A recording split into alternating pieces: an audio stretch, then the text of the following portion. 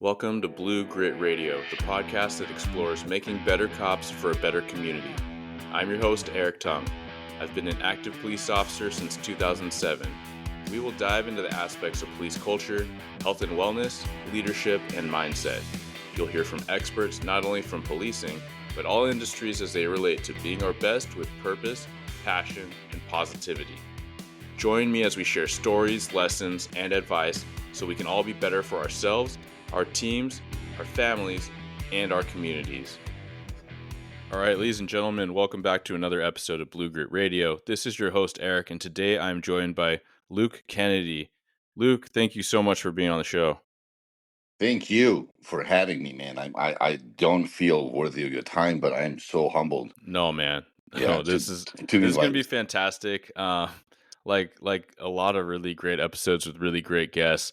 We've connected through social media, see what you're putting out, see the type of the inspirational, the influential, like the mindset, and we're going to get into it. But yeah, even just before we hit the record, where I literally had to interrupt you because I'm like, dude, I'm going to literally have you say everything you just said because this is exactly what we want to talk about, what I want to talk about, and what people need to hear about. But man, I'm not even sure how to start introducing you. As you just said, like former Chicago street cop, you're California Highway, FBI, DoD, State Department, currently a flight instructor, and you're just this like when people look at your social and they see you're a beast and you got some years behind you in a good way, but you're doing these crazy swims and these challenges and these events to bring awareness. Man, like I'm just gonna stop talking for a sec and just welcome you back. And please, Luke, tell us a little bit about yourself. Well, thank you, man. I mean, it's always difficult to talk about yourself, but just in a nutshell, I started my career as a investment banker when times were right, times were good, Hmm. and when times got hard, which is oh 07, oh 08, I became a Chicago street cop, after which I realized that, I mean, I lived in Chicago my whole adult life, and the winter was okay, but once you're a cop, that winter multiplies and it becomes like 10 times more cold. Yeah, you don't get to just go inside when you want to, right? No, man, and it's like, I mean, if you look at my social media, it's like I always drink iced coffee. And the only reason for that is when I was on my, I want to say maybe third week out of academy.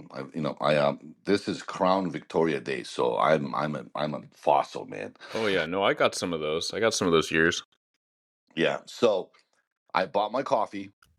It was midnight shift. Dunkin' Donuts. I got hot coffee. Cop special. I placed the coffee on the roof of my cruiser, Crown Vic. Back, I don't know if it's still the case, but you have to get the keys from you. There's a whole procedure that the FTO is like hawking you down, like if you have it. So like, I unlock the car, I get in, I start the car up. Obviously, we call it in back home was a Christmas tree. He turned everything on, so Mm. like the car just blew up. So like I turn everything off. I get to my senses because it was minus 32 with the wind chill. That's how it was. So well, that could be, I don't know, 2 minutes, 3 minutes, let's say fucking 5 minutes. I'm like, ooh, my coffee. So I reach out, I get my coffee, and there was solid ice on top Oh of yeah. that.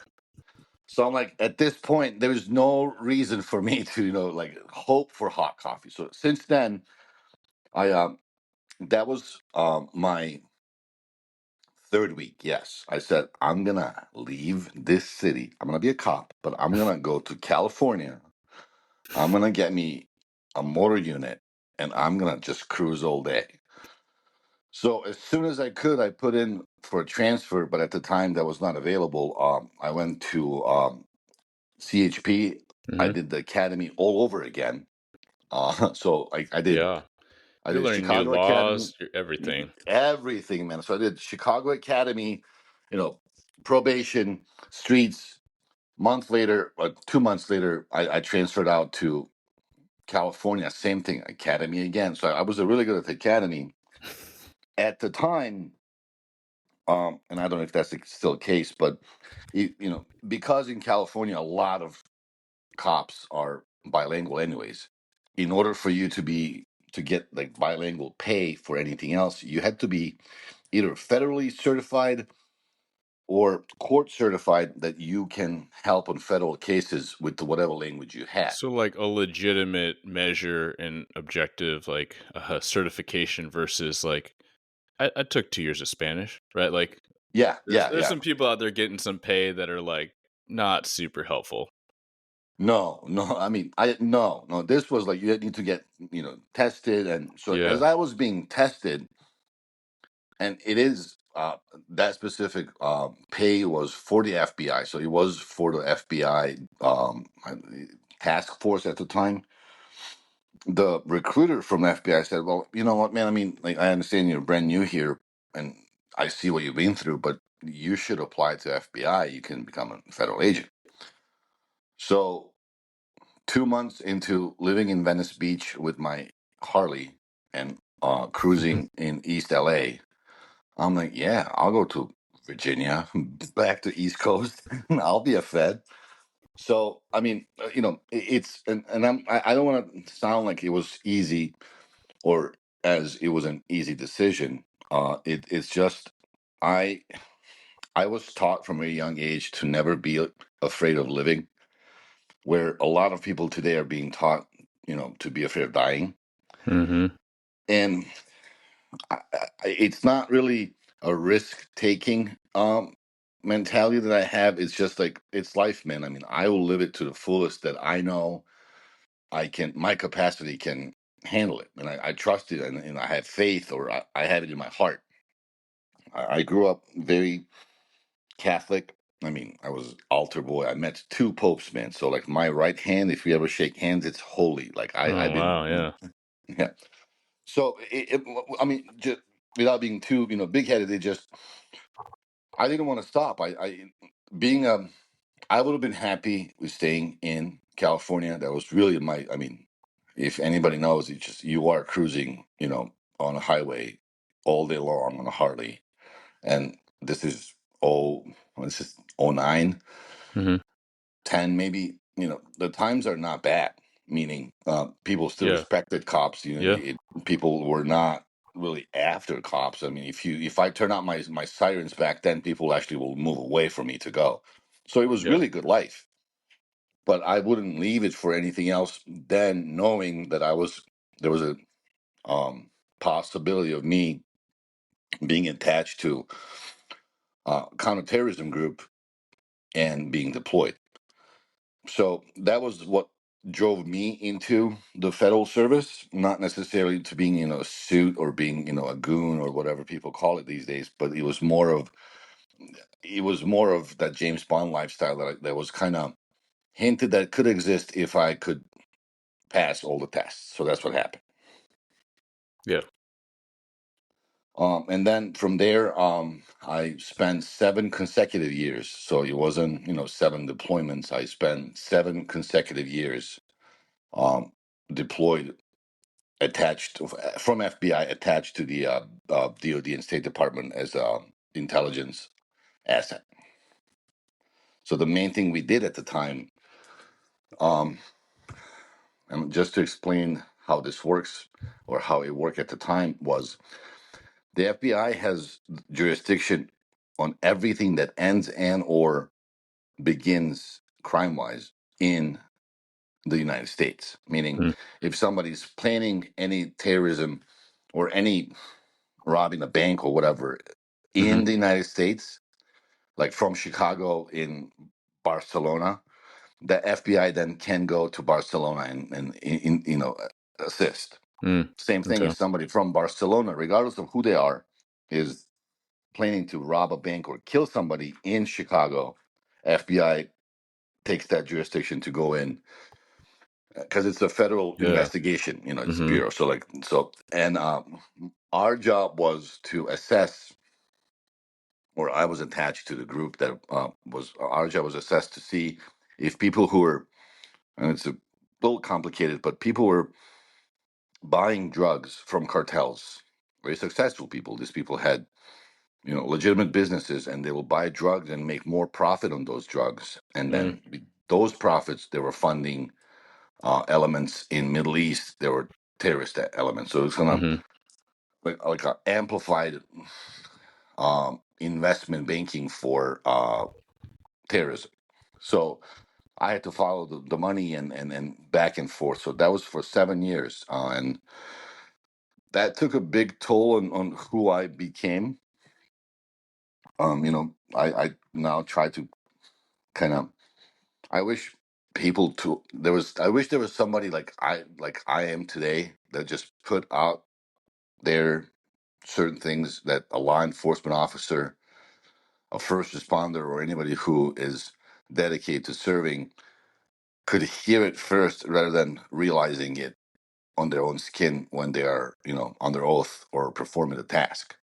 And that one of those things is just, you have to be constantly bettering yourself. Like what you learn in academy is just going to keep you alive for the first 6 months to a year. That's it, because the Mm-hmm. crime is going to evolve.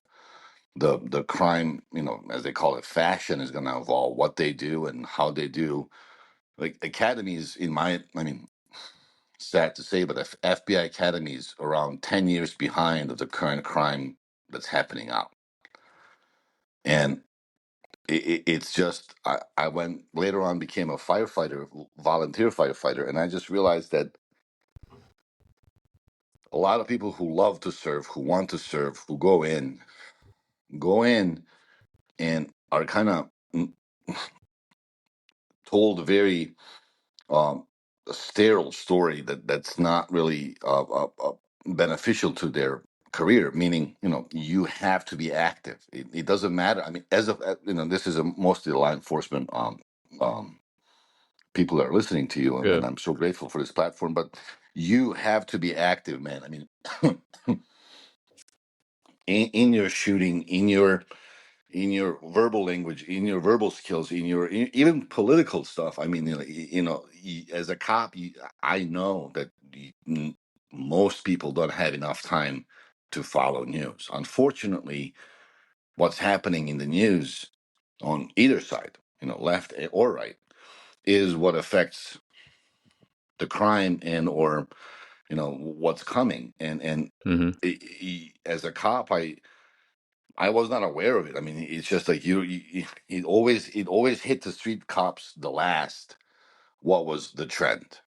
Because none of us at the time, and probably still, don't spend enough time listening to hip hop and what beefs, who has with whom, and what the objective of living for newer generation is, rather than being a car, rather than being a gun. At one point in time, having a gun was a big flex, and now it's not. I mean, people just robbing people just to have a gun, and then it became cars and everything else. But it's just there's so much more in perfecting your craft, in my opinion, than just showing up every day. It's just because you live off of this, meaning you are surviving off of this. You're staying alive in this world, but this is your craft. Yeah. Yeah. I want to expand on that because, in this podcast, a lot of times we talk about balance or trying to create the illusion of balance because the job can be pretty overwhelming with identity or just lifestyle, right? You have shift work, and how do you make time for these other things you're talking about, which include what you're talking about, which is like, hey, you have to be active. You have to take a vested interest to make yourself the most athletic, the most fit that you can for the purpose of doing this job because you did choose this profession and it is a part of it. Um, so with that, how do you find a balance, or is there such a thing? Because I do kind of grapple with this, man. Like, I don't know that you can have quote unquote balance. I think that your life is going to be imbalanced, and maybe that's okay if you can buck back, plan, strategize how to feed back into the other aspects that you need to, right? Whether that's family time, whether that's time off.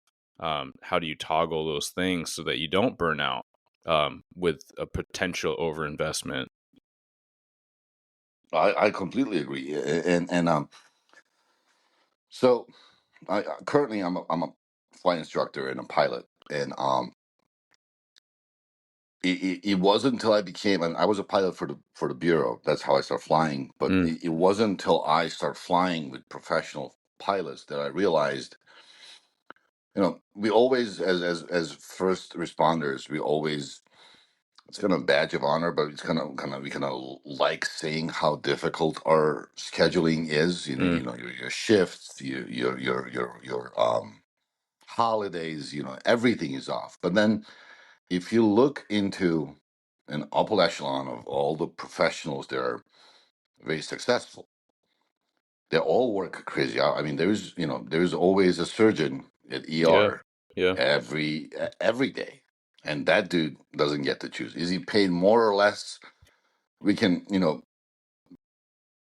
dissect that differently. How much they had to invest to be there, and how horrible their lifestyle is. Within a small room the whole day long. Mm-hmm. And I understand how people will say, well, they respect it more. That's a different story. But then the same thing, the pilots, man. I mean, there's no day that there's no flights. Mm-hmm. I mean, they're year round, 24/7, and those dudes don't come home.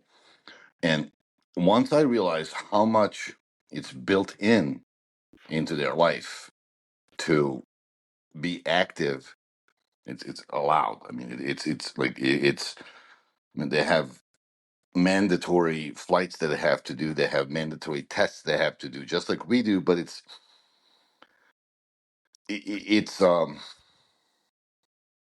because there's an assigned value to a pilot as somebody that carries people's life by non-government agency, meaning Mm-hmm. a private company. Yeah. They invest so much money into their health. I mean, they have to sleep certain hours. They cannot be active certain hours. If they're on tarmac for like 6 hours, the whole flight comes off and new crew has to come on, because that's how much. Because the aviation industry did their research and understood these people will, one, not make good decisions. Two, it'll be really bad for business if these people don't make those good decisions. Mm-hmm. So to put that back into our world, unfortunately, on the government side, it's just like, how much more can we use this guy till he breaks and then fill it up with the next guy, has been Mm. the the culture forever. But now that as a new generation comes up, and all this other information is available, I do believe that there is I don't want to say balance, but a professional balance that high performance do, meaning whatever the lawyers that work 24/7, they will answer phone calls anytime. Whatever the surgeons will jump in and go. Whatever the pilots will do.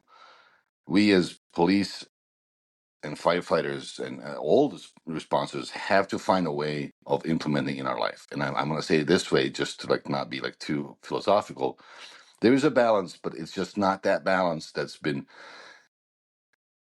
beat into us by I don't want to be too polarizing here, but by the intellectual schools of like, oh, work home balance should be the same. It's never the same. There Mm-hmm. is no successful person in this world that has the same time off as they work. It just doesn't work. I mean, those are college professors that even them don't get it till the tenure for 20 years of work. So Yeah. Yeah. No, so this that you're yeah. yeah, so that balance is not necessarily what equal balance. It's just it's having a what's necessary, what we now know it's necessary for other better performing industries, that they're mandatory, what's good for business. And and I mean, food is one of the biggest things, man. I mean, as we I as a cop sit a lot, but as a pilot I sit 10 hours a day in a small little cockpit. I mean, there's nothing I can do. I mean, as a flight instructor, that thing is smaller than I mean, it's smaller than a squad car. Yeah. And for the listeners that haven't like found your social media, which they will at the end of this when looking at the show notes, amphibious Spartan, but you mind giving people a sense of how tall, how muscled you are? Well, I'm tiny, man. I mean, I'm 6'4", 260 pounds. Yeah. and I've been this way for a very long time. But it's just the food. It's been for, especially for the third shift and a smaller town people. It's been so easy to find food that's fast and unfortunately just not healthy. Oh yeah. I'm not even gonna go into the numbers and macros and all that stuff, or like proficiency. It's just not healthy.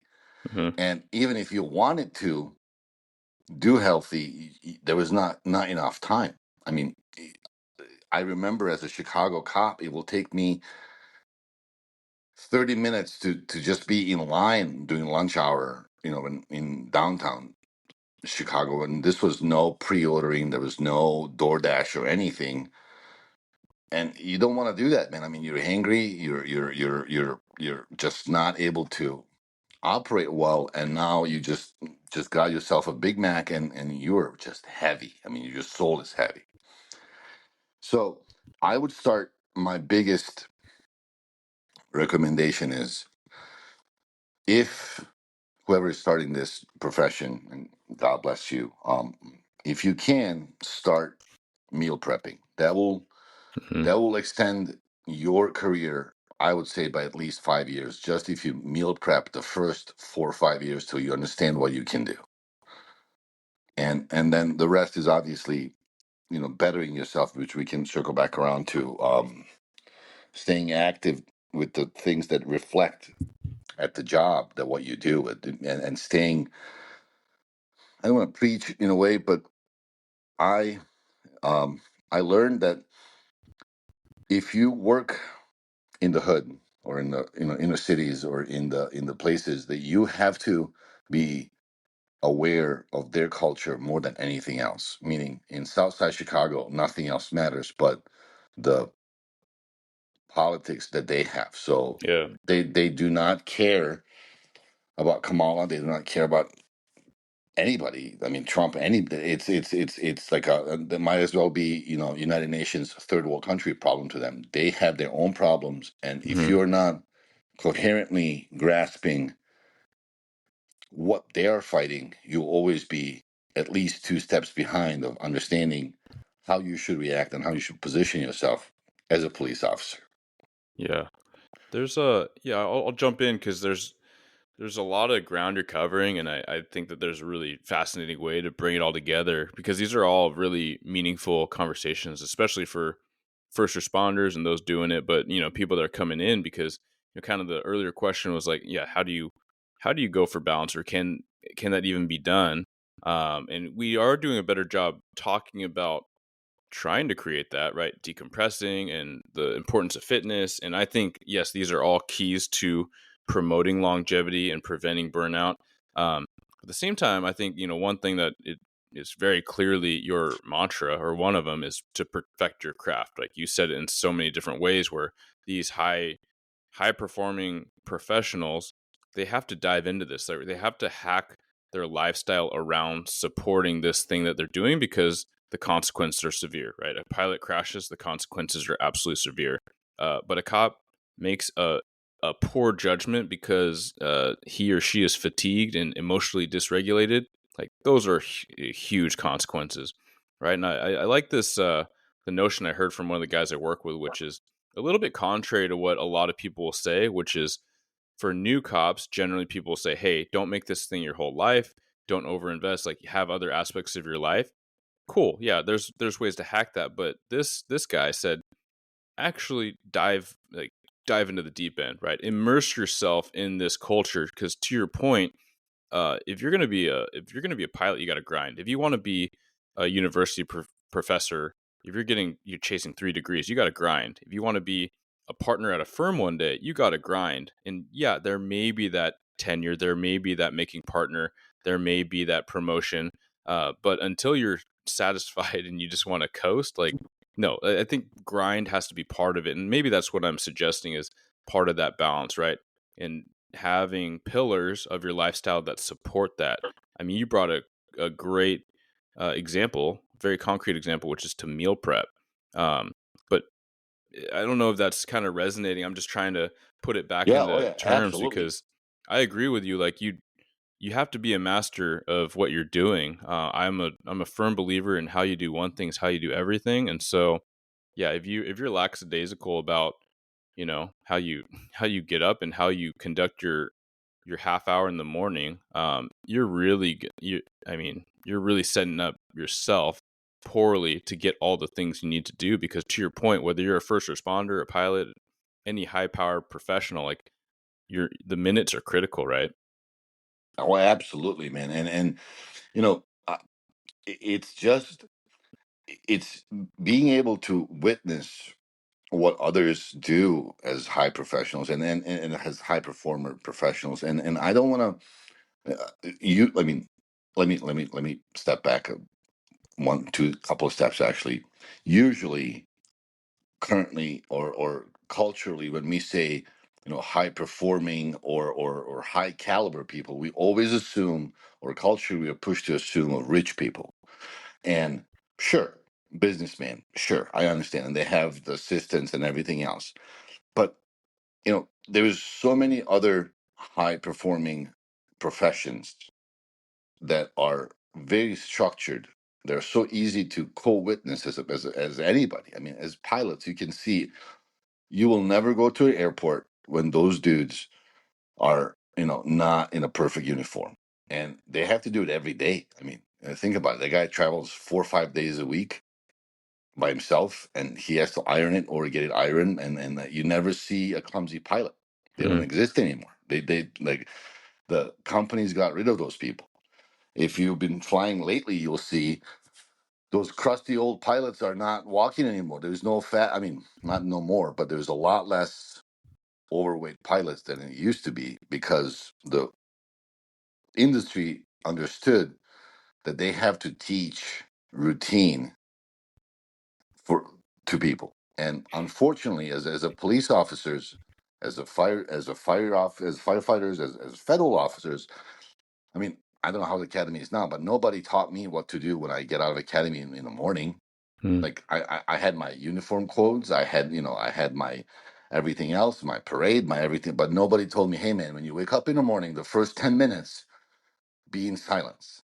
mm, Like don't turn everything on. Don't fry your systems. Get going. Don't do that. When you're driving to work, do not listen to loud music. You get your heart beat up. I mean, those are all the things that pilots are taught. mm. When do not have too much sugar because it's just like it's gonna convert. It's not like it's bad for you. I mean, it's bad for you, but do not have sugary breakfast because it's You're gonna gonna crash out, right? Like if yeah, you're about performance, it's in the moment you're checking, you're checking up everything, your equipment, and then you're flying, right? Like that's the money right there. So these are, I mean, I love the translations to first responder life because, and earlier you said, hey, you don't want to come off preachy. No, I'd say absolutely preach, because that's part of the whole purpose of this is that, um, you've learned all these things and you've applied these to your life, and that's why you're so disciplined, and that's what I want to pick at your brain for, because I have to grapple with this sense of, man, am I coming off too preachy? As like, no, I mean, the whole point of, you can follow me or you can not, you can, throw shade, or you could, share it, whatever works for you, right? The whole point of me putting out what I put out is because I've made mistakes. I've found successes. I'm just sharing, and that's why I want to bring in other people and share that, right? Because we don't learn this in textbook. Wait, we don't learn this. Shoot, we should be learning a lot of these quote unquote life skills in academia. We should be learning in primary school, high school. We don't learn in police academy, right? I think we're getting better, but yeah, if you literally had lessons on like how to start the beginning of your shift, how to end your shift, and we're doing that, right? Like, hey, don't just go to your device and start scrolling at the beginning of your shift. No, like start your morning movement, like get some breaths in, get outside if you can, and then at the end of the day, hey, don't crush 3 beers and half a box of cereal like I've shared before. Back in my early days of policing. yeah. Um, yeah, try to turn off the media, especially like don't doom scroll. Like, you know, do things that are calming to you. Maybe take a warm shower, right? Like maybe stop eating so you can just let your body rest. Like all these things, like people have to play with it. There's no like one secret sauce for everyone, but that is absolutely the point. And so I do appreciate you sharing all that, Luke. And I'll tell you, so as you know, and as all your listeners know, the biggest problem that we've faced as law enforcement, anybody, is remembering stuff and or being questioned. Are you sure? Like, Mm, how do you remember when we go to the court? Like, are you sure? And they always try to poke at us, and they always come back. Well, how late did you work the day before? Well, what did you eat? Because those questions at the time formed my thinking. How does this lawyer know that if I was, 2 hours late the next day before, that I'll be tired? Well, mm. because they did the homework. They know exactly how to poke around. And then one day, um, you didn't know this, but I'm a huge Japanese culture fan. I mean, I'm not just samurais, but the discipline of life, of shaping life and your craft. Though I am Greek, and obviously we are superior to the world, as everybody knows. But I've studied Japanese understanding of life, and then obviously perfected as a Greek. But I was on a train in Japan, going from Kyoto to Tokyo, and I was sitting. They have two conductors, and it's not as barricaded as it's here. And these dudes, they wear white gloves, and it's very Japanese. But every sign that was passing by, one will voice it, and obviously I don't understand what they were saying, but they're just reading the sign, and Mm, then he will point it, and the guy next to him will repeat it or say it, and then point at it again. So, there's like 50 signs between every stop, but every single sign, he voiced it, points it, and then the guy next to him voiced it, points it. So I asked, "What is this? Like, I mean, no, like, is he new? Are you training?" I yeah, was yeah, raised. yeah. Apparently, no. Apparently, the Japanese understood that if you look at something and then voice it, you'll remember it 25%. Mm, If you, I'm sorry, if you look at something, you remember it for 25%. If you look at something and voice it, you remember it 35%. If you look at something, voice it, and point at it, you remember it 50%. If you look at something, voice it, point it, hear it from somebody else, you remember it 75%. mm, So there's something that's called a readback in aviation. They will tell you, like when you're asking for clearance, you say, "Hey, this is Luke. I want to fly to LA," and then they give you your coordinates, and you have to read them back. And then the guy will say, "Read back correct" or "Read back not correct." And I'm like, mm-hmm. dude, this exists, and yet Yeah. nobody has ever at the police academy told us, "Hey, man, like when you are in a chase, don't be afraid to voice what you see."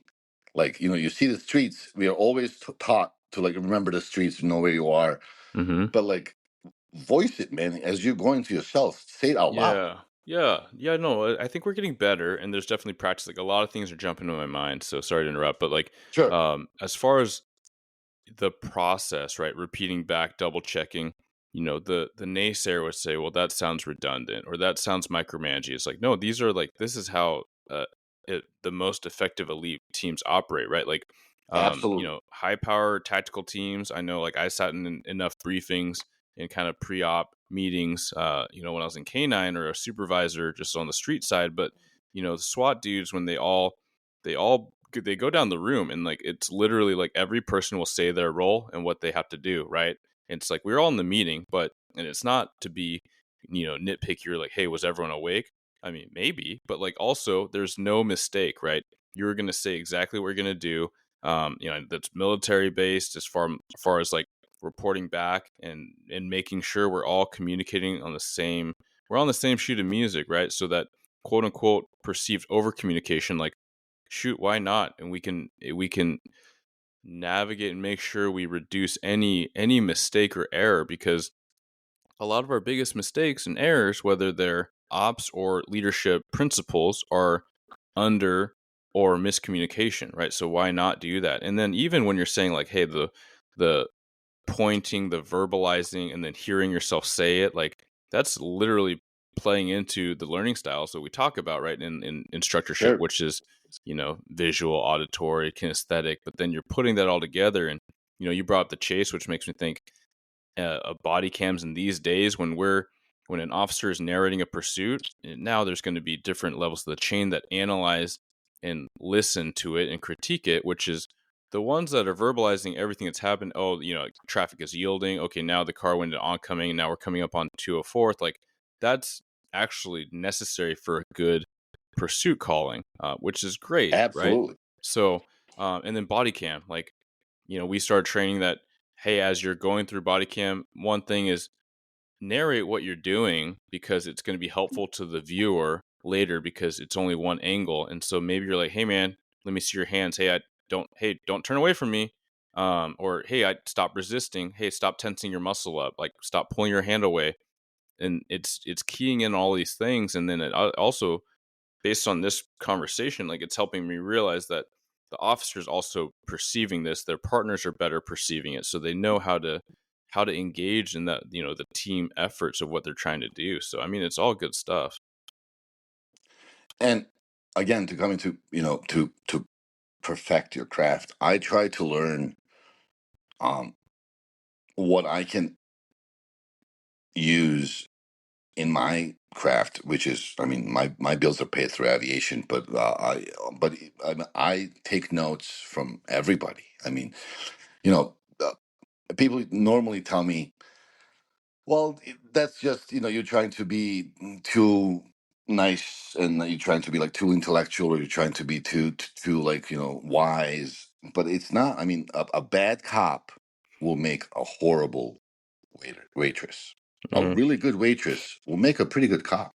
I mean, Mm-hmm. that's, not necessarily in detective, but I'm just like, it's just the skills that you can learn, or you can see from people who do their job really well. Like, if you go to a restaurant and somebody's asking you very poor questions, and when your food comes in, instead of getting angry and being like, man, had she told me there's anchovies in this, I would have taken it.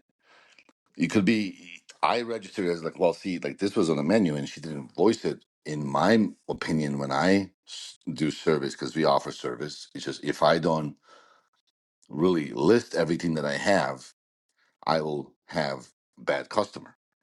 And that helps me being less of an angry person, because it's really easy to become, I don't want to say just angry, but it's really easy to be a tense person when you are solving people's problems all day long, that Mm-hmm. being a dentist or a cop. Yeah.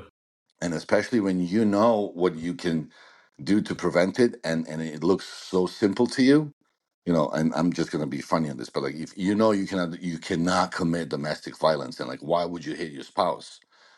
This, but then, until you realize that this is some people's life and they really don't care about anything else, and you have to step aside and perfect your craft of understanding, this is why you're doing this, because you are chosen to observe this, I don't want to say poison, but like this filth that doesn't have to go anymore, meaning not just punish it, you can stop it right there, you can explain it, you can protect it, and then you can remove it. It's just, there's so many things that you can do as a police officer. I understand, I completely understand that the hands are tied, and the the the DAs are not always our friends, and the command is not always looking for community policing. But if you are in any profession, you need to be seeking how to be, at the end of your day, as close as you can to perfection. And Mm-hmm. there was Tecumseh was an Indian chief who would Yeah. say, he said, you have to beautify your life, and that's not necessarily, just flowers. That's in I might be wrong. I was given this translation. To beautify your life is to perfect everything around that you do. So if you are, if you're a car wash guy, make sure that when you wash your cars, that people just, when they leave your car wash, be like, man, this guy, my car is awesome. I want to come back here. It's just not like I wash my car. Oh well, it wasn't that bad. If you're a barista, like, you look at that order and like, I'm gonna make this exactly the way they want it, because it's Mm-hmm. $6, and it's not just like, oh man, this Becky wants her, coffee again. Yeah. And yeah, go ahead. Dude, I love that. It reminds me of this, like, I mean, that's taking pride in what you do, right? Like, that's, you're gonna make this cup of coffee, or you're gonna detail this car. Are you just gonna do it, or are you going to not make it a waste of your time? Are you gonna do it with excellence, right? And so what this reminds me of is, Japanese culture. You brought up Japanese earlier, but like Japanese modern culture, like from traveling there and having friends that are, from that culture and community, it's like people just take pride in what they do. Like they absolutely do, right? The place Oh yeah, is immaculate. People don't throw garbage on the ground. um no job is small. Like no job is insignificant. And just what a sense of pride you have in your craft, and like, again, like perfecting your craft, making it your craft. um which we all suffer from, I think, because of burnout, right? It's the pace, sure. it's the calls, it's the emotional stress of in first responder work, where yes, we would absolutely love to remember service, right, to the individual, to the victim, or to the bystander that might be a little bit rude. Like, hey, we're professionals, so we should be able to manage it and show up to serve, right? Ultimately, like, be that, like, public servant. Um, it's it's hard. It's hard to keep that in mind, to not let all the emotions bleed in, but absolutely, it should be a vision. It should be your direction. And I'll tell you a little. I mean, this is one of those like stories that just like a movie. There was for a while a stolen art, like, especially French stolen art, was popping up in Iraq, Hmm. and we were just like trying to find out who was bringing it, because if the art is coming, then other stuff is coming. So Hmm. I got to work with the Paris police, and it's a completely different understanding of how policing is, and I'm not against it or for it, but I just remember sitting with one of them, and he was talking about this. I mean, robber, thief, this Hmm. dude. They call him Spider-Man, and he was just like, I mean. He would climb into all these buildings and like go in, and he always robbed people when they were sleeping. That was his thing, because he apparently in French culture, the alarm was not set when people were in the house. Hmm. So when people were in the house, he would go in. But the police talked about him with so much respect. He retired, and like they wanted me to talk with him and show him the art that I had, and like he would know who would buy it. Well, that's a different thing, but it just. And that thief told me, I mean, he was just, he was a big Serbian guy, huge, man, bigger than me, man. And he was And just like, this Spider Man, this is like a giant, like, hulking Spider Man. they called him Spider Man because like he would just climb on like Right. walls. Yeah, Yeah, that's yeah. impressive. Yeah. But I mean, he is 6'4", 280, Jeez. and he would like break into people's homes and steal very very expensive art as they Hmm. were sleeping. I mean, just to you Yeah. know. But he said he watched ballet. He Hmm. watched the climbers. He took classes on how to do the parkour at the time. Hmm. And I'm thinking, I'm like, dude, there is a difference between a pickpocketing anywhere, and Yeah. like Yeah. this guy is literally a gorilla in France. And the police admire him so much because they said, and they just kept saying he's the best. He's so good at his craft. We don't think. I mean, if he goes to America ever, you guys will be poor. And I'm thinking, like, but like, what do you mean? I mean, I don't think. I mean, I have respect for how people conduct themselves, Yeah. um, after they get arrested, and I've been around. I don't think I've ever respected how somebody committed crime, and that's where I think he was one of the first ones in my lifetime that I became like, man, yeah. I mean, even samurais. There was, I mean, ninjas. All of those people were common people who Yeah. perfected their defense. Right. And I don't want to be again too much about this stuff, but it's just like if you dedicate your life to doing whatever you're doing, even if it's transitional, Hmm. at the best ability to make it a data block to what you're aiming to. And I'm going to use aviation again. Yes, math is very, very, very prominent, but you have to speak very clearly.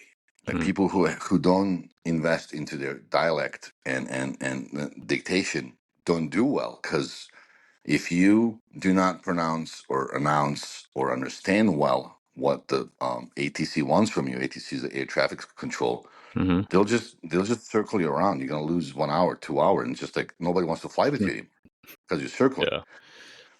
And that comes with just talking with people and listening.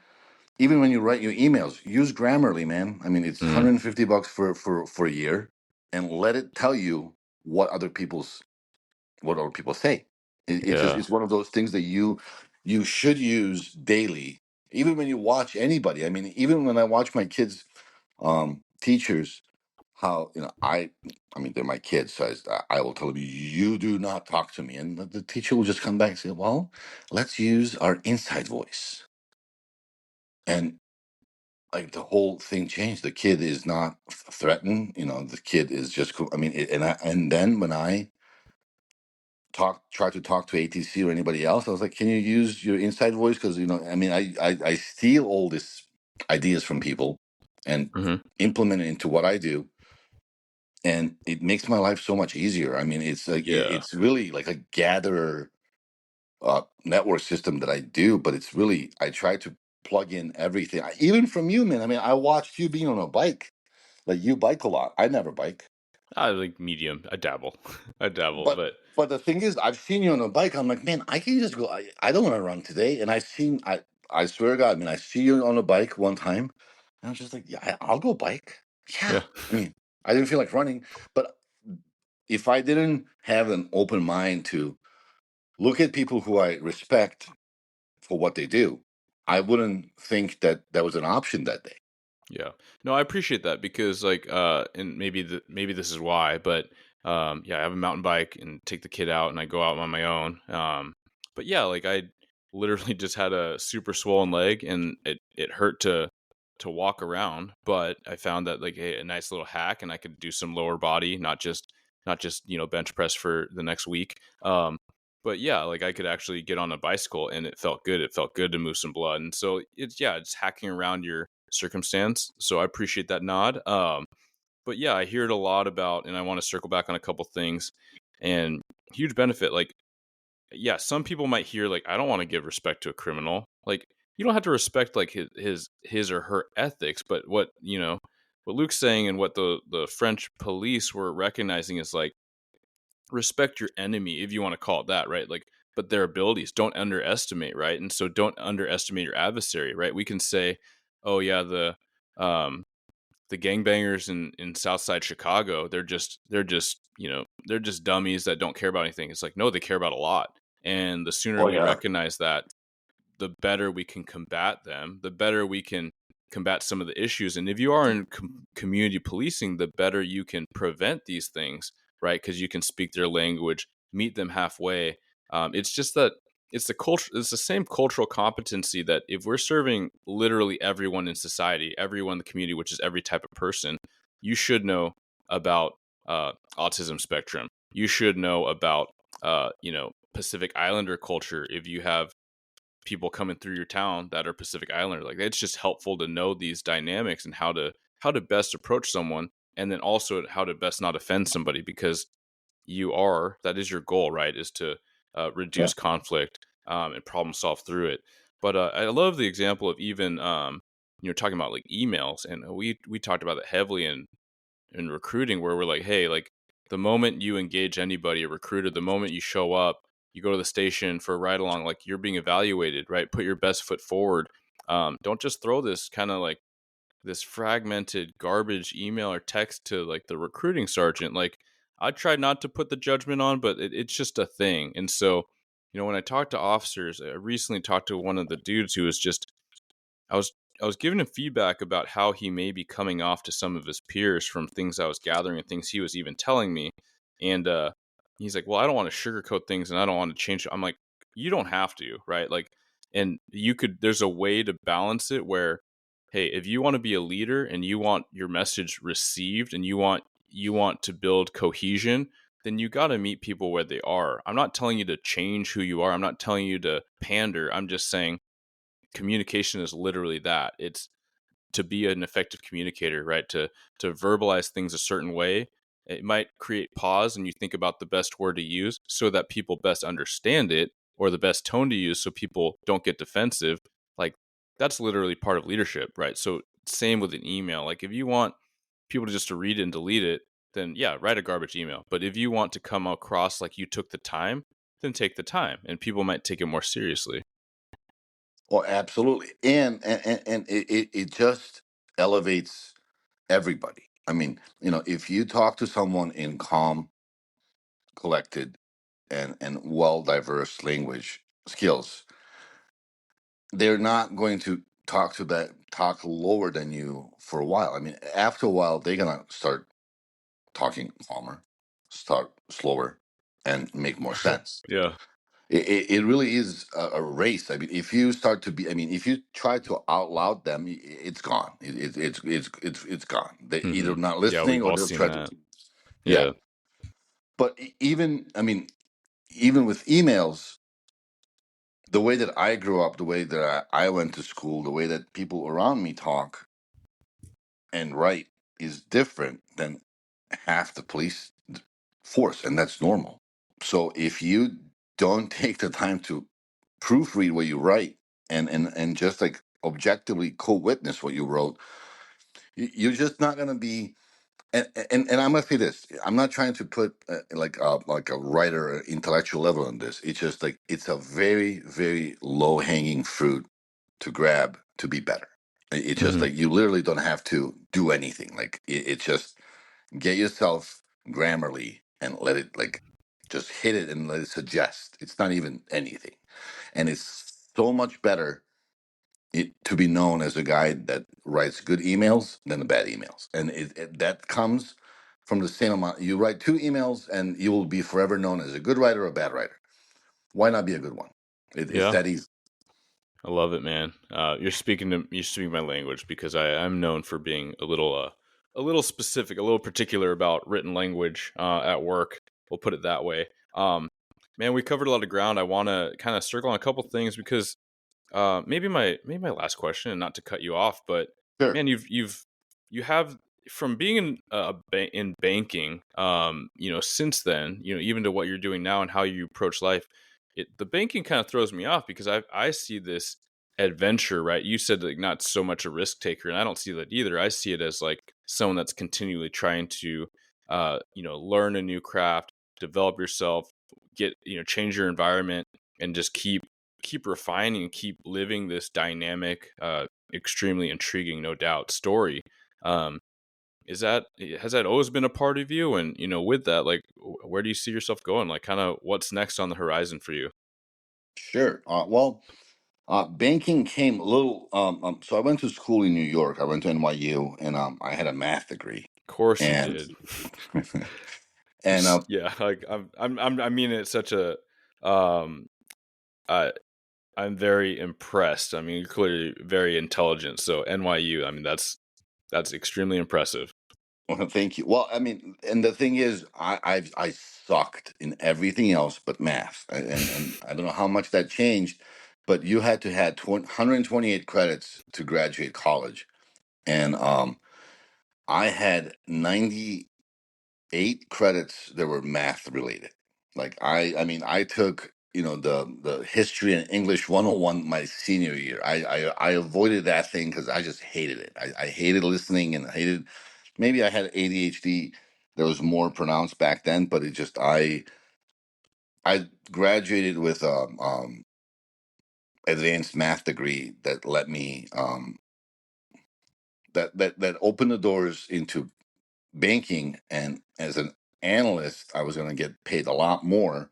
I just didn't want to be in office. Like that was the last thing I wanted to do.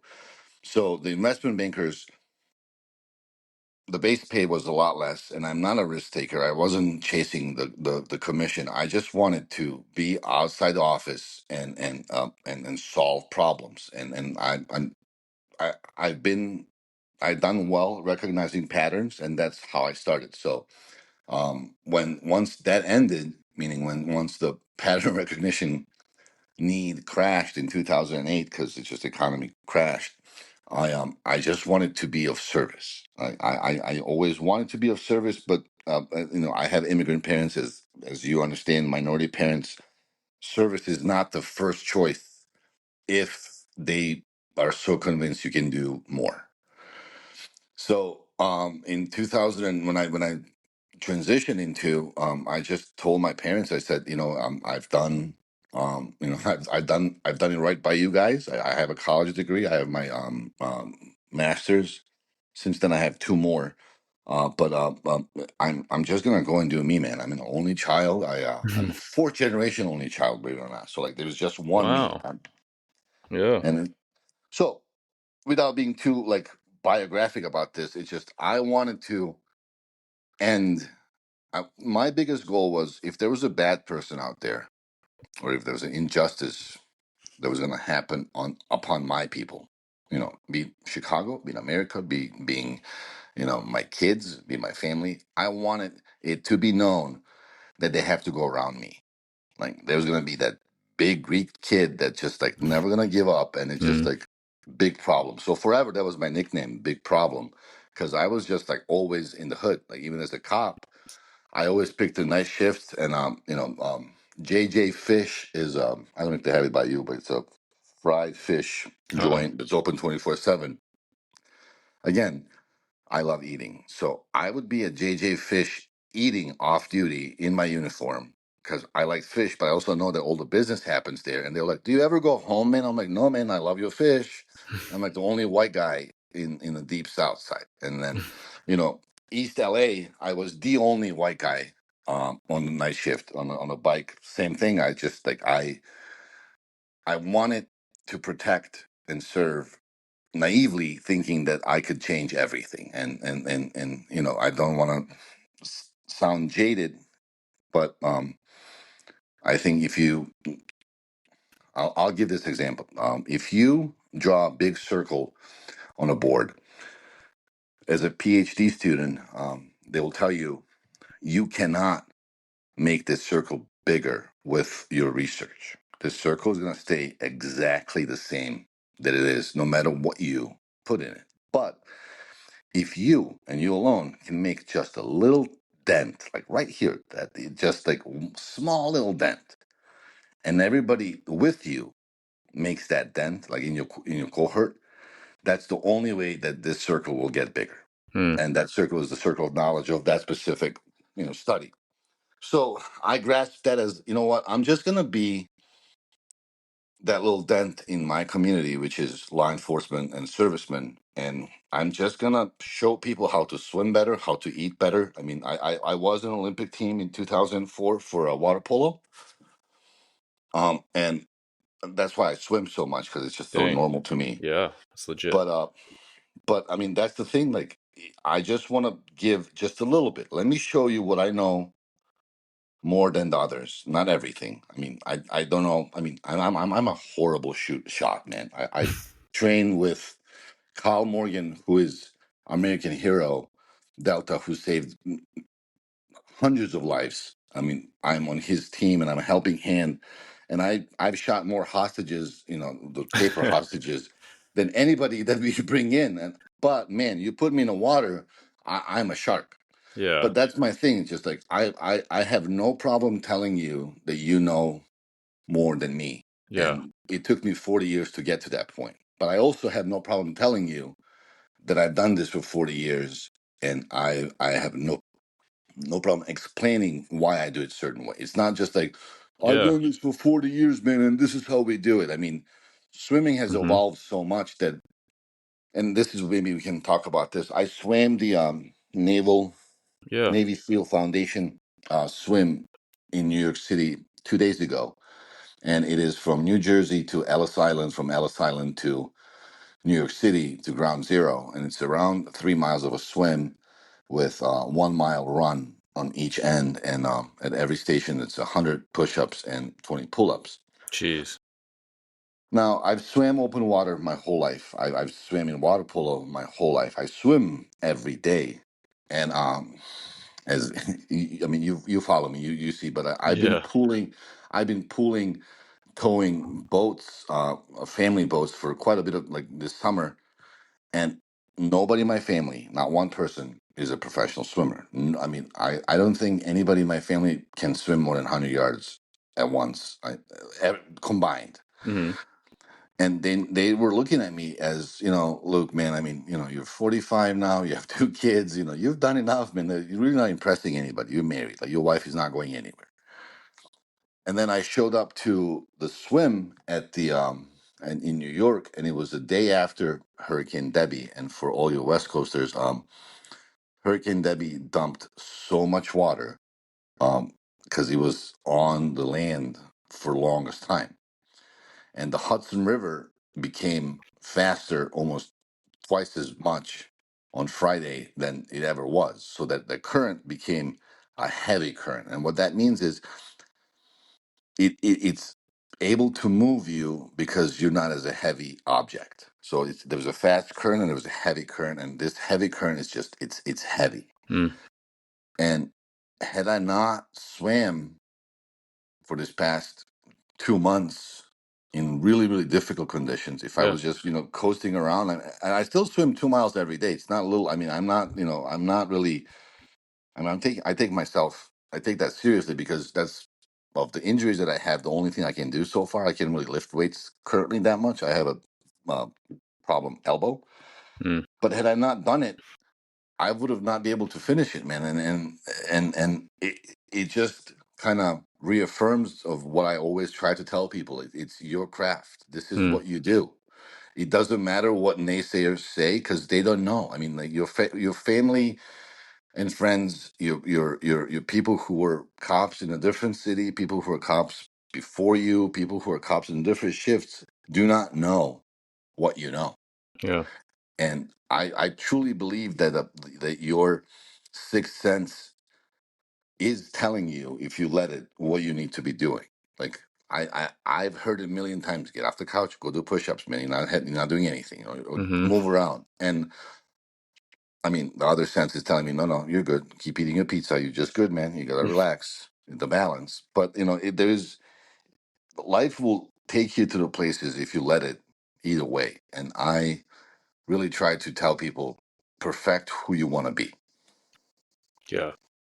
I love that, man. We so many topics. Like we talked about career, mindset. I mean, that bleeds right into our habits and our our physicality. I love all of it, man. And from the time that we got connected, I was like, it's been so fun to watch what you're doing.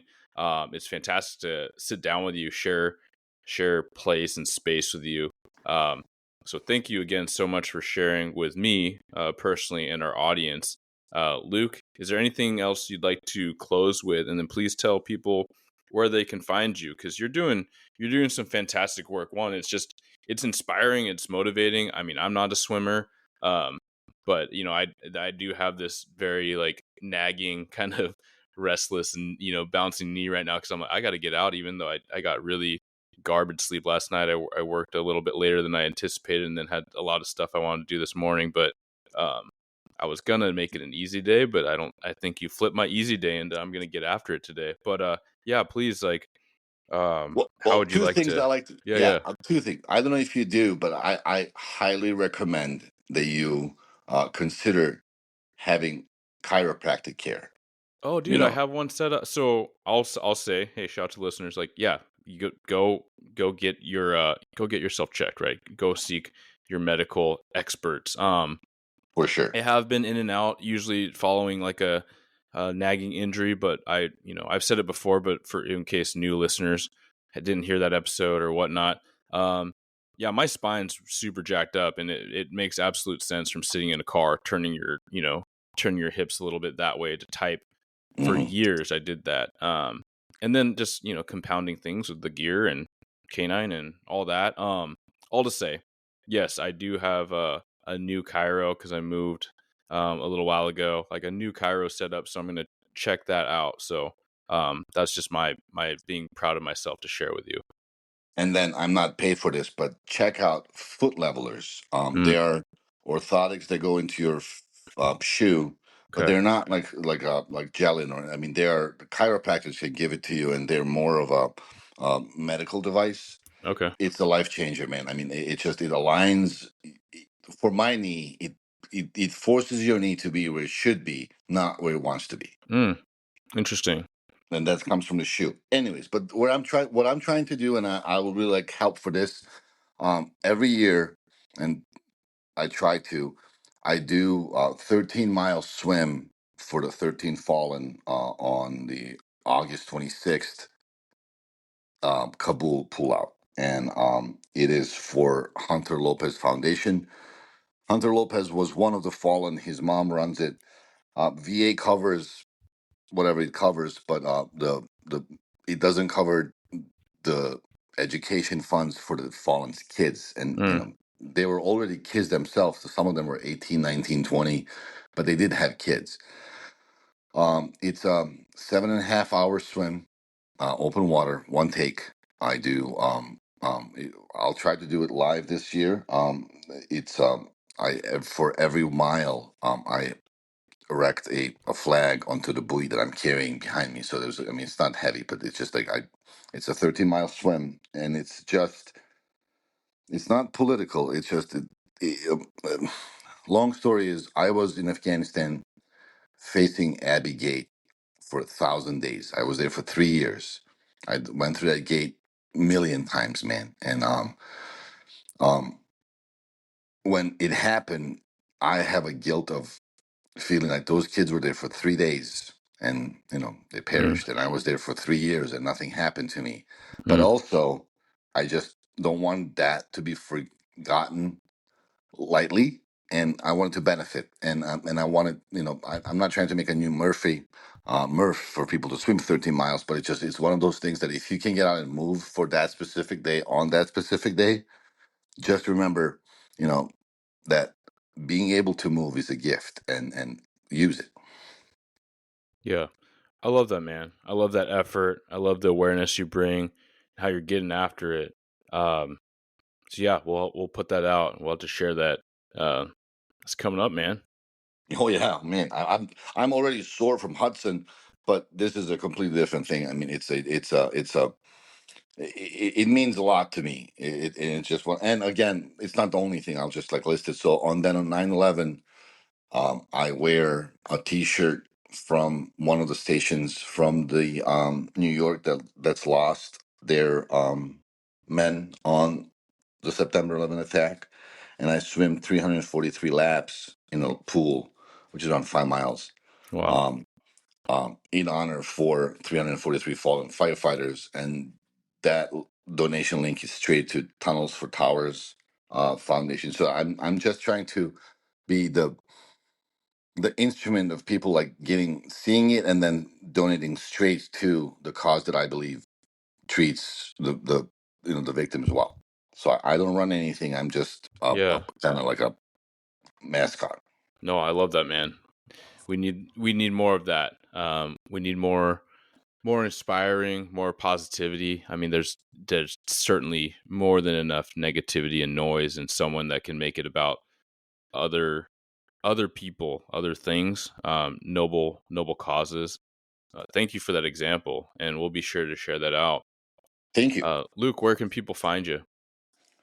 Amphibious dot Spartan Instagram is the only place I have right now. I've been asked to have a YouTube channel to help people get ready for their swims and Mm, or selections. That is in I guess under construction, because I do have I mean, I swim for fun and I fly for living, but I will, if you get enough people, if you get a feedback that people like to learn how to swim more efficiently for what they do, it's not competing. This is survival swim. I was a rescue swimmer. I'll be more than happy to start that as well. It just, I don't want it really to be about me. It's all about bettering people who want to surf. absolutely, man. Well, thank you so much, and Yes, sir. again, really appreciate it. Thank you for having me. Absolutely. Thank you for tuning into another episode of Blue Grit Radio. As always, support this community by subscribing, giving us a 5-star review, and following, liking, and sharing posts on Blue Grit Wellness on Instagram. You can reach me there or email me at bluegritwellness@gmail.com. Be well and stay gritty.